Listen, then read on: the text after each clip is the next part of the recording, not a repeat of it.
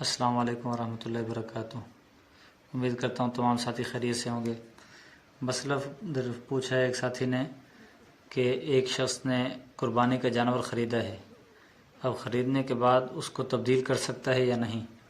تو اب یہ مسئلہ سمجھیں کہ اگر وہ شخص صاحب نصاب نہیں تھا، یعنی کہ غریب تھا، اس پر قربانی لازم نہیں تھی، لیکن اس نے پھر بھی قربانی کا جانور خریدا ہے، اب اس کو چاہیے کہ وہ اس جانور کو تبدیل نہ کرے، بعینہ ہی اسی جانور کو ذبح کرے، اگرچہ وہ اس کو بیچ کر کوئی زیادہ مالیت والا جانور بڑا خریدنا چاہتا ہے یا پھر چھوٹا خریدنا چاہتا ہے، کسی صورت میں بھی اس کو بدلنا جائز نہیں ہوگا۔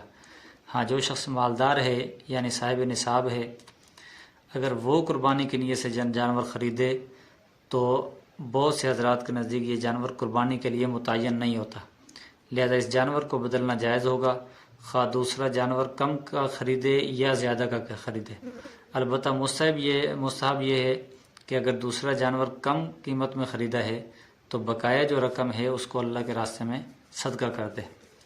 اور بعض حضرات فقہائے کرام رحمہ اللہ کے نزدیک جو ہے صاحب نصاب شخص کے خریدنے سے بھی جانور قربانی کے لیے متعین ہو جاتا ہے، وہ تبدیل نہیں کر سکتا۔ لہذا حدیث اور آثار کی روح سے جو ہے احتیاط اسی میں ہے کہ خواہ غریب ہو یا امیر ہو، وہ اسی جانور کو اللہ کے راستے میں ذبح کرے کہ جو اس نے قربانی کے لیے خرید لیا ہے۔